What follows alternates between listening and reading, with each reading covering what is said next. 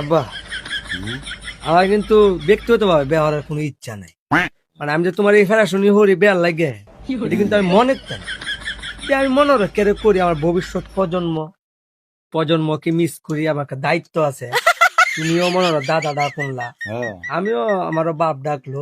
এই আশা আকাঙ্ক্ষা থেকে আসে বিয়ার কথা করি। এমনি কি আমার ইচ্ছা আছে তুমি পাইছো? আমার কিন্তু আব্বা ইচ্ছা না। এই যে ইস্তারক তো শরবত টরবত বানায় দিল, তোমারও তো ভূতের বই রাতে শরবত খাইলা, আমিও বই রাতে খাইলাম। এই আশার লাগে আসে।